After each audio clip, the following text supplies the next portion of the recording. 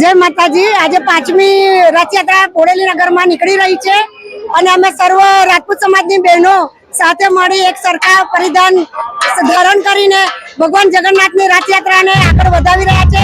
સાથે સાથે રસ્તો પણ સાફ કરી રહ્યા છે અને ભગવાનની રથયાત્રા આગળ વધાવી રહ્યા છે। જય માતાજી।